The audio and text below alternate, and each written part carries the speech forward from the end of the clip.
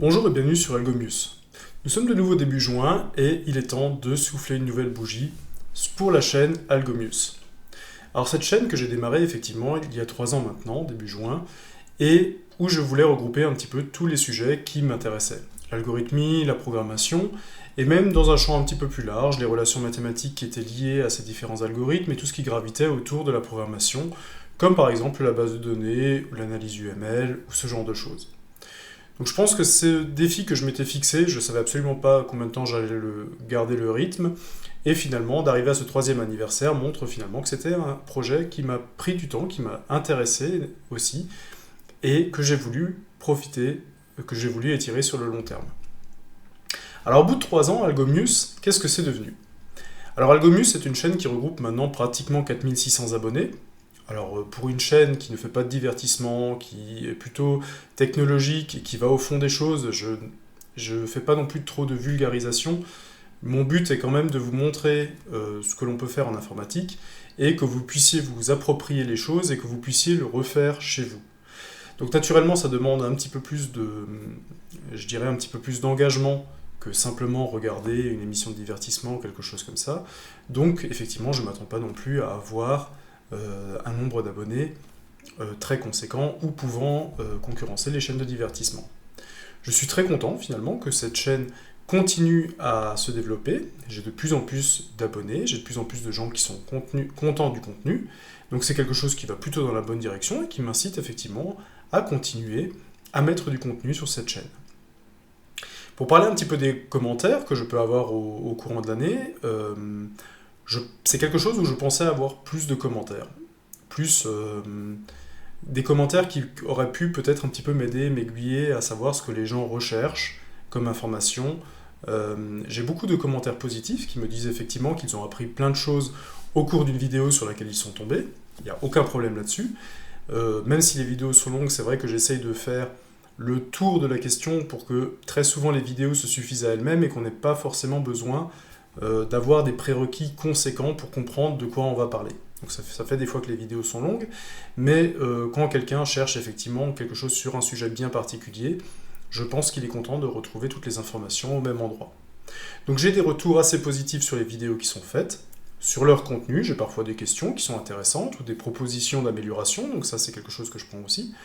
Mais c'est vrai que j'ai un peu moins de commentaires qui me diraient, par exemple, eh bien, je cherche souvent des informations là-dessus qui soient toujours en lien avec la programmation. J'ai effectivement des fois des commentaires qui me proposent des sujets, mais qui sont trop loin par rapport au sujet de ma chaîne, à la thématique de ma chaîne. Et donc c'est vrai que très souvent, je refuse un petit peu de traiter le sujet. Enfin, peut-être qu'un jour, on se rapprochera de ce sujet-là. Alors, en termes de vidéos, la chaîne, c'est maintenant 195 vidéos, donc pratiquement 200 vidéos, donc pratiquement 200 vidéos en 3 ans. J'étais impressionné aussi de savoir qu'il y avait autant de vidéos. Je ne m'étais pas rendu compte, mais effectivement, à force de sortir du contenu régulier, à force de sortir du contenu pour les étudiants par rapport au sujet sur lequel on travaillait en classe, effectivement, ça fait au bout du compte quand même pas mal de vidéos à consulter sur différents thèmes. Alors j'ai plutôt des bons retours, ça j'en suis vraiment content et je vous remercie parce que ces soutiens sont aussi très appréciés. Les j'aime sur les vidéos par exemple me permettent aussi de savoir quels sont les sujets qui intéressent et les sujets qui intéressent un petit peu moins. Les retours, ça me permet aussi de savoir si je suis clair dans mes explications, si le sujet est un sujet qui est intéressant. Donc n'hésitez pas aussi à me faire des retours, ça me permet de savoir où j'en suis également. Je peux peut-être avoir de temps en temps une série de vidéos qui ne mobilisent pas les foules, qui n'intéressent pas les gens. C'est arrivé cette année notamment avec les algorithmes à la loupe. C'est une série de vidéos qui n'a pas trouvé son public. Je pensais que c'était vraiment pour des développeurs débutants. Bon, je me suis peut-être trompé un peu sur la formule ou sur la façon de l'amener. Il n'y a pas de souci. Les vues en témoignent, donc c'est quelque chose qu'il faudra peut-être remanier ou amener de façon différente. Et ça, j'y viendrai dans une partie suivante de la vidéo. Ce que j'utilise aussi naturellement, c'est j'utilise ma chaîne YouTube pour les révisions des étudiants que je suis tout au long de l'année, pour qu'ils aient un support de cours. Je leur dis très souvent effectivement que si jamais ils ont un doute sur n'importe quoi qu'on a vu en cours, c'est pas la peine de m'envoyer un mail un dimanche matin, c'est de consulter directement la vidéo résumée, et très souvent en fait la réponse est à l'intérieur.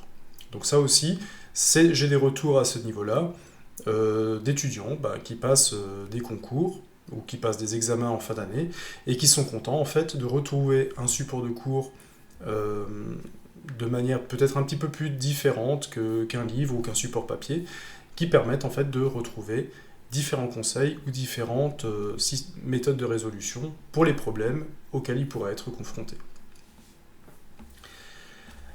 Alors, maintenant, on a posé pas mal de bases sur plein de choses, hein. On a fait des bases de certains langages de programmation, on a parlé d'analyse, et effectivement, le début de cette chaîne était plutôt simple, puisqu'on était vraiment parti des bases. On arrive maintenant, en fait, à quelque chose d'un petit peu plus complexe, puisqu'effectivement, la chaîne pourrait partir vers plusieurs horizons. L'informatique et la programmation, ce sont des sujets très ouverts, où des technologies nombreuses se croisent, et on pourrait partir tantôt sur l'une, tantôt sur l'autre, parler d'un sujet, parler de l'autre. C'est quand même quelque chose qui est encore très vaste.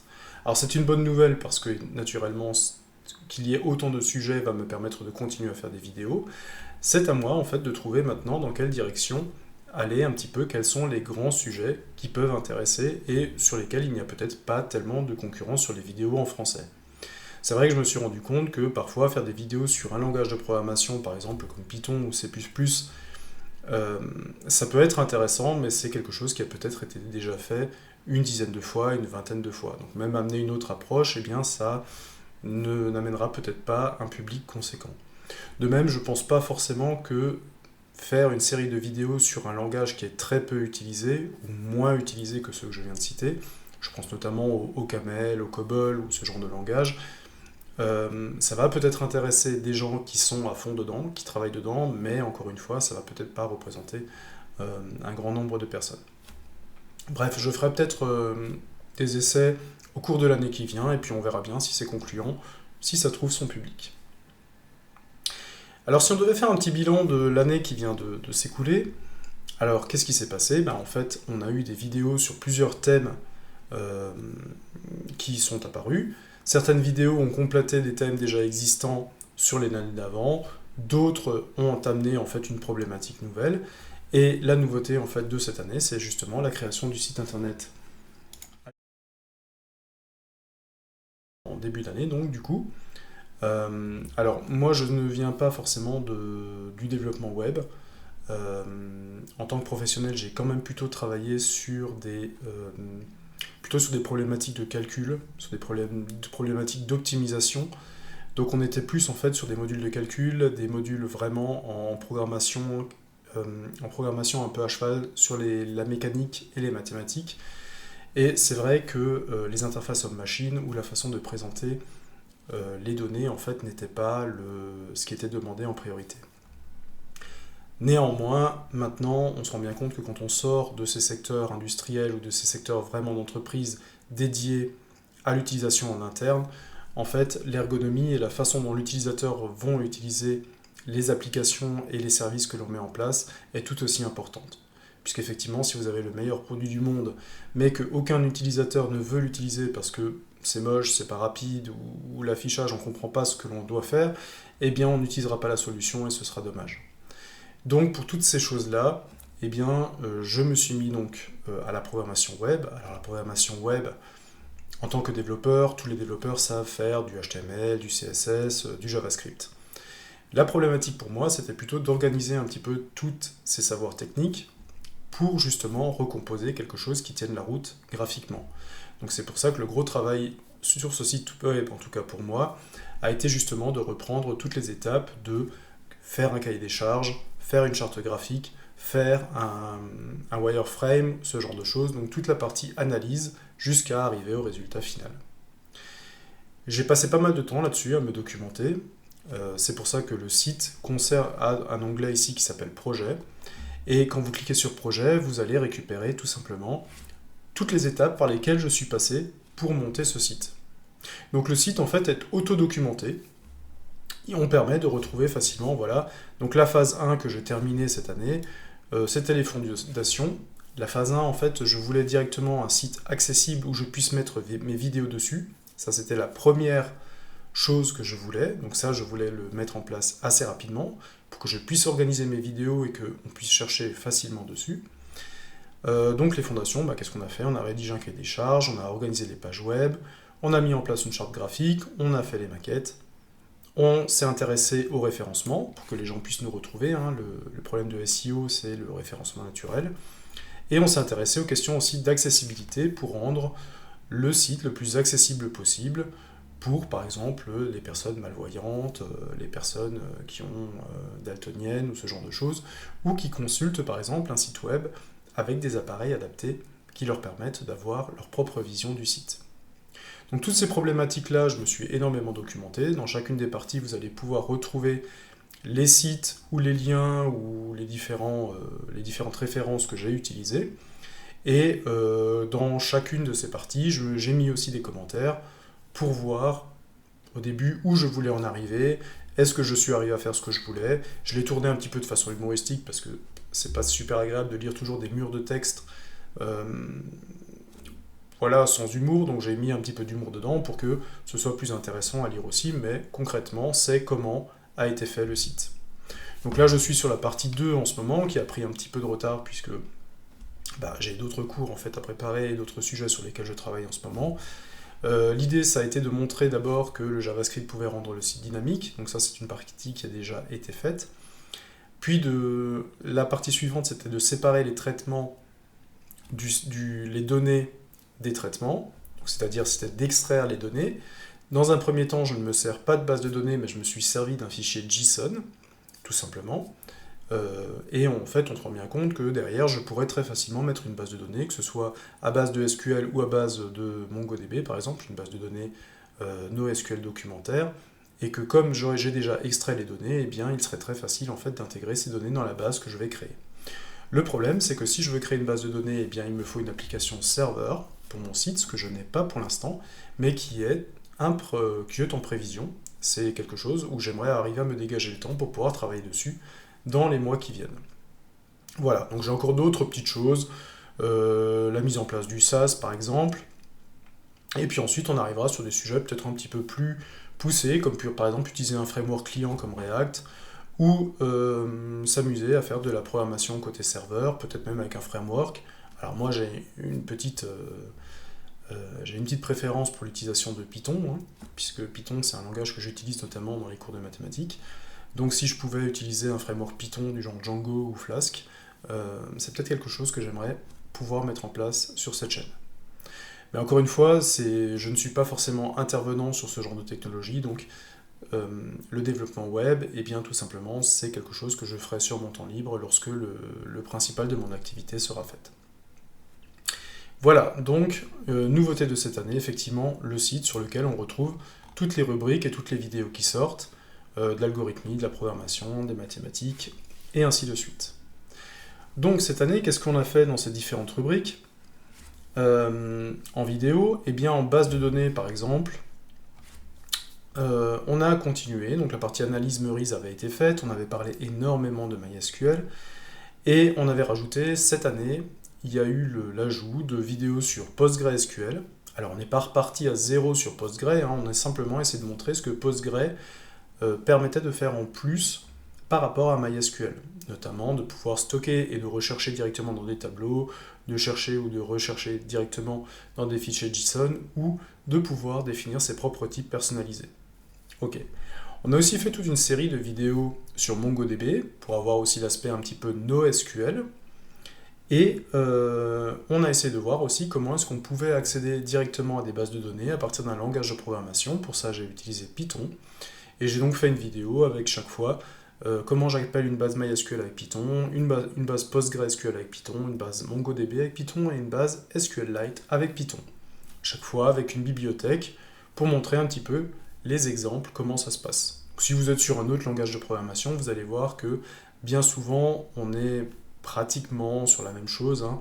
Vous aurez simplement une bibliothèque à ajouter et puis ensuite vous pourrez utiliser vos ordres SQL ou NoSQL directement à travers les fonctions de cette bibliothèque. Ok. Alors en algo, qu'est-ce qu'on a fait? On a continué un petit peu. Je vous ai dit que j'ai fait cette série algorithme à la loupe qui n'a pas forcément fonctionné. Donc ça, je vais retravailler un peu le concept pour voir comment je pourrais l'amener un petit peu mieux. On a continué beaucoup sur des algorithmes sur les graphes, sur les notions de chemin, plus court chemin, chemin eulérien, chemin hamiltonien, les problèmes de flux, les problèmes d'arbres couvrants, tout ça en fait on a continué en fait à faire des algorithmes sur les graphes pour voir jusqu'où en fait la structure graphe pouvait nous aider à résoudre certains problèmes. Donc là on avait de l'algorithmie. L'UML je n'ai pas tellement continué cette année. J'ai plutôt travaillé sur deux choses. C'est j'ai continué à faire des vidéos qui reprennent entièrement, alors on peut aller voir, qui reprennent des sujets complets, c'est-à-dire que vous avez un sujet complet et on trace le diagramme. Alors je l'ai fait avec le diagramme des classes et le diagramme des cas d'utilisation. C'était les diagrammes qui, je pense, sont le plus utilisés. Je pense que pour les autres, les formations, c'est des diagrammes plus simples et les formations en vidéo suffisent. Et la dernière partie, c'est naturellement aussi comment je passe du diagramme de classe à un langage de programmation orienté objet. Alors j'ai choisi le C++. Alors pourquoi le C++? Parce que j'aime bien le C++ parce que tout est explicite dans le C++. C'est-à-dire que dans votre schéma UML, tout a une correspondance vers le C++. Le Python, c'est un petit peu moins vrai parce que la déclaration des variables est implicite. Il y a certaines choses qui existent mais qui sont cachées, c'est-à-dire que ce n'est pas le rôle du développeur de le déclarer et ainsi de suite. Donc je l'ai vraiment fait avec le C++ pour qu'on ait vraiment, on passe du diagramme UML de classe à un programme orienté objet et on a vraiment chaque élément qui est transvasé de l'un à l'autre. Alors voilà pour la partie UML. Sinon, qu'est-ce que je peux dire aussi? On a, sur la partie algorithmie, on a continué... Alors, c'est pas sur la partie algorithmie, justement, je me suis trompé. C'est sur la partie données et IA. Données et IA, je suis en train de travailler beaucoup sur les structures de données. Alors, les structures de données, c'est quoi? C'est des structures qui sont déclarées par le développeur. Et on aimerait aller avec ces structures un petit peu plus loin que simplement des variables de type entier et des tableaux. Donc là, on essaie de comprendre comment fonctionne la mémoire et on essaie de voir s'il n'y aurait pas des structures de données plus adaptées par rapport au sujet que l'on essaie de solutionner. Donc là, en ce moment, je travaille pas mal sur les arbres binaires de recherche. On a commencé des vidéos sur les arbres rouges et noirs. Alors il y en a encore une qui va sortir, un complément. Je l'ai fait en deux vidéos parce que là, en une seule vidéo, ça aurait été trop long. Et j'aimerais continuer après les structures de données, notamment par exemple avec des structures comme les B-arbres ou ce genre de choses. Voilà un petit peu où j'en suis sur les structures. Sur la partie BTS SEO, donc le BTS SEO c'est une formation à laquelle je participe et donc que je commence un petit peu à connaître sur le bout des doigts. Donc on avait fait pas mal de vidéos de révision sur la partie mathématiques. La partie algorithmie, j'y reviendrai, c'est quelque chose que j'aimerais remodeler, remodifier. Et ce sur quoi on a travaillé surtout cette année et qui a vraiment plu aux étudiants, c'est des fiches de révision pour les 5 chapitres de maths, donc l'arithmétique, les matrices, la logique, les ensembles et les graphes. Et donc là, c'est les révisions qui sont ici. Et les révisions, qu'est-ce qu'elles permettent de faire? En fait, elles permettent de retrouver toutes les notions clés que vous avez besoin de connaître sur un chapitre. Donc si vous ne connaissez pas une notion, retournez voir le cours jusqu'à ce que cette notion soit apprise. Et puis, chaque révision est suivie d'un exercice type qui reprend toutes les notions qui ont été vues par le cours. Alors parfois, l'exercice a l'air un petit peu artificiel, tout simplement parce que si vous voulez revoir absolument toutes les notions d'un cours, vous n'avez pas le choix. C'est vrai que l'exercice est un petit peu construit pour que l'on voit le plus de notions possible. Donc là, vous allez retrouver les 5 chapitres des maths. Donc l'exercice est entièrement corrigé en vidéo et le sujet est en PDF dans la description de la vidéo. Donc vous pouvez le récupérer, travailler un petit peu dessus, voir ce que vous avez compris, ce que vous n'avez pas compris, et ce que vous n'avez pas compris, vous allez pouvoir le voir dans la résolution en vidéo. Je prends bien le temps dans la résolution de la vidéo de faire des parallèles avec le cours et d'expliquer en fait pour comment est-ce qu'on calcule, quelle est la partie du cours qui nous donne l'information, jusqu'à ce que l'on ait la résolution complète de notre problème. Voilà. Alors, donc ça c'est pour la partie BTS SEO. Il y a la partie web, donc qui est directement liée au site web. Donc là, on retrouve toutes les vidéos qui m'ont permis de monter le site web. Donc la partie analyse déjà. Donc c'est tout ce qui concerne le cahier des charges, le dessin des maquettes, et ainsi de suite. La partie HTML, CSS, donc la partie statique du site, les éléments. Et c'est la partie JavaScript que je suis en train de développer en ce moment. Voilà, donc on va commencer à voir tous les aspects du développement web.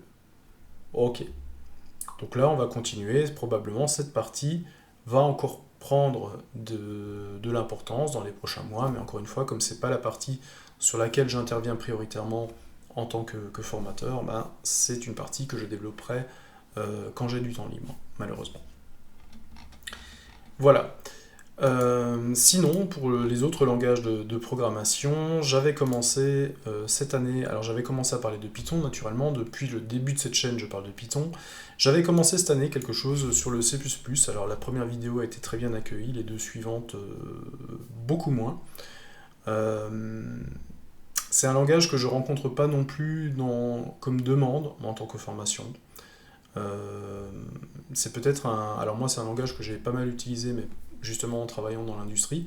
Donc peut-être est-ce que c'est un langage qui justement s'inscrit dans un environnement industriel ou dans de l'embarqué ou quelque chose comme ça. Est-ce que c'est très situationnel? Bref, je verrai si je peux remodeler ça pour voir un petit peu si je peux pas l'intégrer de temps en temps à certaines autres vidéos. Bon, pour l'instant je vais laisser ça en stand-by. J'ai pas eu l'impression qu'il y a un engouement particulier pour ce langage-là. Voilà, peut-être que je me trompe, peut-être qu'on reviendra dessus, mais je ferai de temps en temps quelques tests. Ok. Donc, voilà la situation de cette dernière année.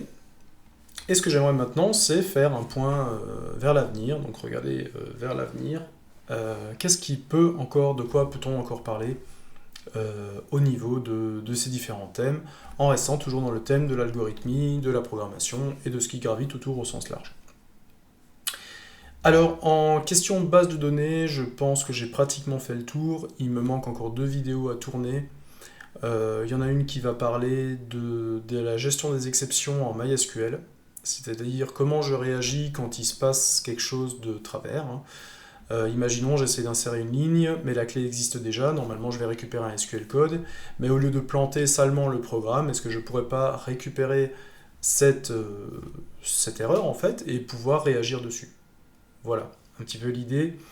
Voilà, ça va ressembler, si vous faites déjà un petit peu de langage de programmation, ça va ressembler un peu à la structure try-catch que l'on peut retrouver dans pas mal de langages de programmation. Donc ça c'est une vidéo que j'aimerais encore faire et qui va sortir dans peu de temps. J'en ai encore une en MongoDB qui va sortir et qui va parler de la gestion des utilisateurs, comment je peux créer des profils, comment je peux gérer des droits en MongoDB. Donc ça c'est quelque chose que je vais faire aussi. Donc le cours, je l'ai déjà préparé, il n'y a plus que la vidéo à tourner. Dans la partie algorithmie et structure, alors pareil, je voudrais continuer avec les différentes structures de données parce que ça peut me servir de point de base en fait pour la résolution de plusieurs algorithmes. Donc j'aimerais encore vous parler de structures, par exemple de structures comme par exemple les tables de hachage, comme par exemple les B-arbres ou alors les tas de Fibonacci. Alors d'où est-ce que je sors toutes ces structures? Je ne les sors pas de ma manche naturellement. J'ai en fait un livre qui m'accompagne depuis mes études. Alors, Introduction à l'algorithmie, ça doit être la première version. Je pense que maintenant, le livre doit en être à la 3e ou 4e, hein, donc les thèmes changent un peu, mais la base reste la même. C'est un excellent bouquin, c'est-à-dire qu'il vous donne un niveau d'algorithmie qui est très très bon. Je le trouve par contre un petit peu difficile d'accès pour quelqu'un qui commencerait, qui débuterait dans le domaine. Son nom est un petit peu trompeur, hein, Introduction à l'algorithmie. Je veux dire, avec une introduction comme ça, vous avez quand même déjà un sacré niveau. De plus, ce qui le rend aussi un petit peu moins accessible, mais qui le rend complet, c'est qu'effectivement, il y a beaucoup de preuves à l'intérieur qui vous expliquent pourquoi les algorithmes marchent, et ces preuves vous demandent parfois des notions de mathématiques quand même déjà assez poussées. Donc ce que j'essaie de faire en fait au travers de mes vidéos d'algorithmie, c'est peut-être faire une introduction au thème que vous aborderez peut-être dans ce bouquin-là. J'essaye en fait de faire en sorte de ce que l'on ne peut pas faire dans le livre, c'est-à-dire que dans une vidéo, en fait, on peut vous montrer exactement l'exécution. Je pars d'une situation de base, je change ça, je modifie ça, j'en arrive là, et vous avez toutes les étapes les unes après les autres pour aboutir au résultat final. Ça, avec un livre, c'est un petit peu plus compliqué à montrer, Donc moi, je ne suis peut-être pas aussi rigoureux, je vous montre peut-être pas autant de formules mathématiques, mais ce que j'aimerais au travers de mes vidéos, c'est que vous ayez compris le concept, de comprendre l'idée qui est derrière, de comprendre le mécanisme de résolution. Et je pense qu'à partir du moment où vous aurez compris ça, eh bien, le livre Introduction à l'algorithmie de Corman sera beaucoup plus accessible. Donc moi, c'est un livre que j'ai depuis maintenant une vingtaine d'années, et je découvre encore des choses à l'intérieur en le lisant. Bon, c'est un pavé. Donc j'aimerais en fait continuer les structures de données que propose ce livre-là, toujours en les expliquant des façons les plus simples possibles, en expliquant aussi pourquoi est-ce qu'on les utilise, pourquoi c'est une bonne idée de les utiliser. Et ce que j'aimerais ensuite, c'est d'arriver effectivement à trouver des algorithmes qui se basent sur ces structures et de montrer en fait que l'utilisation de la bonne structure va faire en sorte que nous utilisons en fait que l'algorithme va être beaucoup plus simple à écrire, et donc du coup le programme derrière va être beaucoup plus simple à écrire. Voilà un petit peu le but de ce que j'aimerais faire encore en algorithmie dans ces prochains temps. Ce que j'aimerais continuer aussi, en reprenant la formation de BTS SEO en main, je me suis rendu compte effectivement que la programmation, l'algorithmie et les mathématiques étaient extrêmement liés. Il y a des liens qui sont très évidents à faire, quand vous faites par exemple les suites logiques. Eh bien, si vous avez compris le principe des suites logiques, eh bien, vous avez compris le système de récursion quand vous écrivez une fonction récursive. Eh bien, ça, c'est quelque chose que j'aimerais continuer à faire, c'est d'arriver à trouver des vidéos qui expliqueraient les mathématiques dont le développeur a besoin. Alors, le BTS SEO, c'est une bonne entrée en matière, puisque effectivement, le programme du BTS SEO en termes de mathématiques, c'est effectivement uniquement des choses qui servent aux développeurs derrière. Mais je pense qu'on peut aller un petit peu plus loin, notamment dans le traitement de données, ou ce genre de choses, ou l'étude statistique. Donc ce que j'aimerais faire aussi, c'est retrouver des vidéos qui mettent en lumière des fonctions mathématiques, des connaissances mathématiques, notamment en algèbre linéaire, ou en statistique, ou en probabilité, et ensuite pouvoir les illustrer en termes de programmation, programmer quelque chose avec, voir ce que l'on peut tirer de ces différentes données et comment est-ce que les règles mathématiques peuvent nous permettre d'écrire des programmes plus efficaces. Donc ça aussi, je suis en train de me documenter pour faire un peu une prolongation du programme de Matalgo. Voilà. Ce qui va venir aussi naturellement, c'est plus de web, c'est-à-dire qu'on va continuer toujours sur le même principe, le développement du site internet, algomus.fr. On va y rajouter peut-être des choses un petit peu plus dynamiques. Alors là, on a un peu de dynamisme. Bon, on a des hovers qui nous permettent de changer la couleur des différentes vignettes. Mais bon, je veux dire quelque chose peut-être un petit peu d'animation, de travailler peut-être un petit peu plus les transitions, ce genre de choses. Il y a peut-être des choses sur lesquelles peut-être basculer sur du SAS pour structurer un petit peu plus le CSS. J'aimerais aussi ajouter de la programmation côté serveur. Je vous ai dit tout à l'heure que j'avais dans une première étape sorti le JSON, les données dans du JSON de mon site. Et bien à terme, j'aimerais effectivement aussi monter une base de données qui sera accessible côté serveur. Donc tout ça, c'est des projets aussi que je mets en place, et peut-être dans le futur aussi m'intéresser un peu plus aux frameworks, comme par exemple un framework client genre React ou un framework serveur. Et de ce côté-là, je me tournerai vraisemblablement vers Django ou Flask, puisqu'effectivement, j'aime beaucoup le Python pour développer des choses. Voilà. Ce qui va venir peut-être un petit peu plus vite, et ce que j'aimerais mettre en place, c'est peut-être aussi mettre des formulaires en place dans le site, algomus.fr, qui vont... comment je dirais, c'est des formulaires de calcul qui vont vous permettre de calculer des trucs. Alors ça peut être des convertisseurs. J'ai vu par exemple, il y a des gens qui font par exemple des simulateurs d'impôts ou ce genre de choses. Ça me permettra aussi de montrer un petit peu comment on saisit quelque chose dans un site, comment est-ce qu'on calcule et comment on fournit de nouveaux résultats. Donc par exemple, ce sera des petits convertisseurs, je ne sais pas encore trop comment. Alors un petit peu plus complexe que de convertir, je sais pas, des degrés Celsius en degrés Fahrenheit, mais voilà, c'est des petits sujets comme ça que j'aimerais mettre en place pour montrer comment on peut faire aussi une interaction entre un utilisateur, pour que l'utilisateur ne consulte pas juste un site, mais qu'il y ait une interaction entre les deux. Ok. Sinon, j'ai aussi des sujets un petit peu plus vastes. sujet plus vaste, je regarde un petit peu les premières vidéos que j'ai faites il y a 3 ans où la qualité était beaucoup moins bien. J'ai commencé à faire effectivement mes vidéos avec mon smartphone. Je n'avais pas de caméra, donc je ne faisais pas... Enfin, sur les premières vidéos, on ne voyait pas ma tête. Donc c'était des vidéos un petit peu moins dynamiques, je me servais d'images que je faisais défiler voilà, les unes à la suite des autres. Et c'est des vidéos qui ont, je trouve, assez vieilli, et peut-être aussi, comme c'est les premières vidéos, c'était des vidéos qui étaient peut-être pas très rythmées, je savais peut-être pas trop non plus comment m'y prendre, il y a des choses que j'aimerais peut-être revoir. Ce qui rentre là-dedans, principalement, ce sont les vidéos de présentation de Python, mais ça, je réfléchis à les refaire parce que je me dis que Python, c'est quand même un langage de programmation qui est connu, archi connu, qui est documenté et sur lesquels il existe beaucoup de ressources. Mais ce qui m'embête un petit peu plus, c'est que le cours d'algorithmie, vraiment pour débutants, ce sont des vidéos très longues. Ce sont des vidéos c'est 4 vidéos de 4 heures, 4 vidéos d'1 heure, je crois, quelque chose comme ça. Qui mériterait peut-être d'être partitionné, qui mériterait peut-être d'avoir plus d'exemples concrets à l'intérieur, de savoir un petit peu de quoi on parle. Donc ça, c'est le cours d'algorithmie pour débutants, c'est quelque chose que j'aimerais reprendre, reposer à plat. J'ai maintenant aussi quelques années de recul avec des questions d'étudiants, avec des choses, je commence à savoir un peu où est-ce que ça coince, où est-ce que les choses ne sont pas comprises. Je sais que les tableaux c'est compliqué, je sais que les tableaux à 2 dimensions ça commence à prendre la tête, et quand on arrive au-delà de 3 dimensions on commence à avoir du mal à les représenter.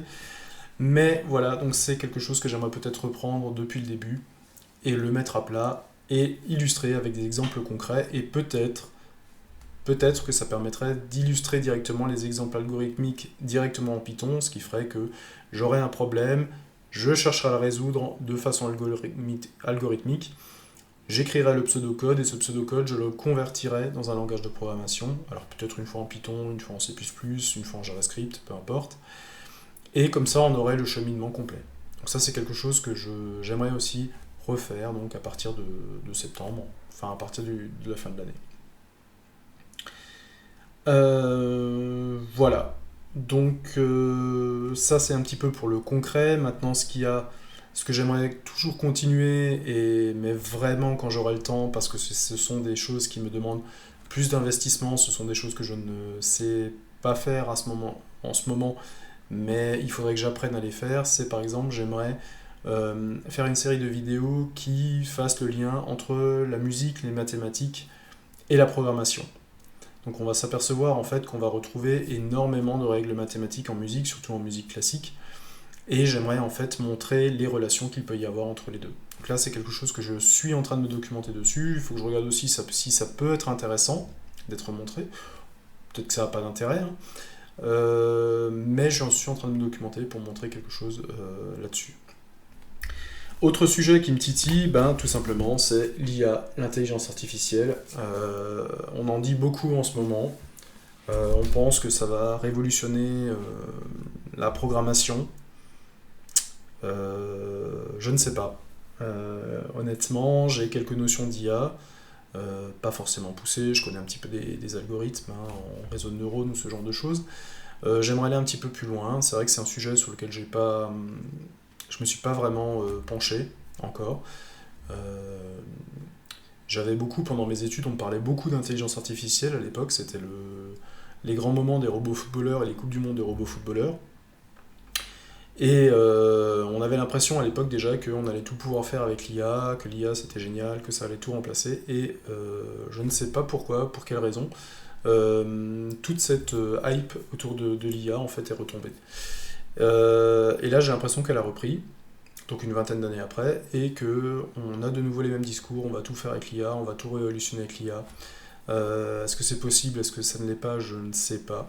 Ce qui m'intéresserait, c'est de savoir pas seulement utiliser tous les termes pour faire un loto bingo avec l'IA, mais vraiment essayer de comprendre ce qu'il y a derrière, comment ça marche, et peut-être en essayant de comprendre comment ça marche, quelles en sont également les limites. Donc ça, c'est quelque chose qui va me prendre énormément de temps, c'est aussi quelque chose pour lequel j'ai pas de demande pour être formateur sur ce sujet, donc comme le web, eh bien ce sera un sujet qui va sortir quand j'aurai le temps, malheureusement. j'ai un temps où je vais devoir me documenter dessus et où je vais donc sortir des vidéos qui ont un lien avec ce sujet-là, mais ça va me prendre du temps. Voilà. Donc j'aimerais juste conclure cette vidéo avec un dernier mot sur la chaîne. Donc, si je fais un point sur les différents retours, les différents commentaires, je dois avouer que dans la majorité, ils sont plutôt positifs. J'ai quelques petits malins qui de temps en temps essayent de faire en sorte que je fasse les devoirs à leur place, mais bon, c'est de bonne guerre, hein. Mais voilà, les commentaires sont plutôt positifs. Alors, comme dit, j'ai pas beaucoup de commentaires qui me disent... qui me donnent des axes d'amélioration, c'est-à-dire qui me donnent des sujets en me disant tiens, j'aimerais bien qu'on parle de ça, ou est-ce qu'on pourrait pas aussi parler de ça. Ça, j'en ai très peu. D'ailleurs, si jamais vous avez ce genre de choses, n'hésitez pas à le mettre en commentaire, par exemple, sous cette vidéo, hein. J'essaierai de voir ce que je peux faire dans le domaine. Si c'est pas trop loin, par contre, hein, j'aimerais rester sur la thématique vraiment algorithmie, programmation, et puis un peu base de données, analyse, maths, tout ce qui tourne autour. J'ai pas non plus de retour vraiment mauvais sur la technique, c'est-à-dire pas de retour sur un mauvais éclairage, un mauvais son, une image qui ne serait pas bonne, ou ce genre de choses. Donc pour l'instant, je dis pas de retour, je garde ça plutôt pour une bonne nouvelle, hein. Alors je sais que la caméra n'est pas une caméra high-tech, hein, je fais pas non plus de la fiction. Si la prise d'image est assez bonne pour que vous puissiez lire le code que je tape, pour l'instant je pense que c'est assez suffisant. J'ai pas vraiment de commentaires ou d'objections de ce côté-là. J'en avais quelques-unes au départ, hein, sur les premières années, j'avais peut-être un peu des problèmes de son, un peu des problèmes de réglage. C'est des choses que j'ai pas reçues dans les derniers temps. Ok. Peut-être aussi que dans les semaines à venir, alors je m'étais, là je suis à, comme dit, hein, je suis à 200 vidéos en 3 ans. C'est un rythme assez élevé et comme je vous l'ai dit, on va peut-être rentrer dans des sujets qui vont me demander maintenant un peu plus de travail, un peu plus de documentation. Là, j'ai beaucoup fait de sujets sur lesquels je travaille depuis des années, hein, notamment la base de données, le langage Python, ce genre de choses. Si je veux maintenant apporter un contenu, par exemple sur de l'intelligence artificielle, ou si je veux faire de la programmation côté serveur, là, ça va déjà me prendre beaucoup plus de temps pour me documenter, pour voir un petit peu comment marchent les différents concepts avant de faire une vidéo. Donc il est possible que dans l'année à venir, le rythme de une vidéo par semaine tombe un petit peu. On n'est pas forcément une vidéo par semaine, mais par contre, j'espère qu'à chaque fois que je sortirai une vidéo, elle aura le contenu qui intéressera une bonne partie des gens qui sont abonnés à cette chaîne. Voilà, je crois que j'ai fait un peu le tour, hein. Encore une fois, je voulais faire une vidéo assez rapide et comme d'habitude, j'y suis pas arrivé parce que je parle beaucoup trop. Donc, je voulais encore vous remercier à vous qui vous abonnez à cette chaîne, qui regardez les vidéos et qui de temps en temps laissent un petit commentaire d'encouragement. C'est toujours sympa d'avoir ce genre de commentaires, d'avoir des commentaires, un retour, quelque chose qui plaît, quelqu'un qui vous dit voilà, j'ai réussi mon examen ou mon exercice grâce à vous. C'est un retour qui est très intéressant, qui est très encourageant pour la suite, de se dire que voilà, ce que vous racontez finalement a un écho parmi des gens qui travaillent dans le même métier, qui étudient dans le même métier et qui seront dans quelques années aussi des professionnels dans le domaine de l'informatique. Donc voilà, j'ai fait un petit résumé, on a regardé un petit peu vers l'avenir, comme ça vous permet de savoir aussi vers quoi va s'orienter cette chaîne, si jamais vous avez des propositions aussi, des choses qui peuvent être intéressantes à être traitées en français, parce que naturellement je resterai toujours sur une chaîne en langue française, hein. Je vais pas commencer, je sais que je pourrais gagner, je pourrais avoir plus d'abonnés si jamais ma chaîne était entièrement en anglais, mais comme les étudiants que je suis tout au long de l'année sont francophones et parlent le français, eh bien je ne me vois pas faire des vidéos autrement qu'en français. Plus je trouve qu'effectivement il y a beaucoup plus de contenu en langage anglais, mais ce qui fait aussi beaucoup plus de concurrence, peut-être, puisque effectivement vous allez trouver énormément de contenu en anglais, même fait par des gens, des Asiatiques, des Américains du Sud, et ainsi de suite. Tout le monde, en fait, à chaque fois qu'on utilise la langue anglaise, on touche un public beaucoup plus grand. J'ai fait ce choix-là de rester finalement sur la langue française pour continuer, en fait, à avoir du contenu pour les francophones dans le domaine de l'informatique. Donc voilà, j'ai essayé à travers cette petite vidéo de vous donner une vision de ce qui va arriver dans les mois qui viennent. Donc maintenant, il n'y a plus qu'à se remonter les manches et puis on va travailler sur ces différents sujets pour vous fournir du contenu sur la programmation, l'algorithmie et tout ce qui gravite au-dessus, autour, au sens large. Bonne journée!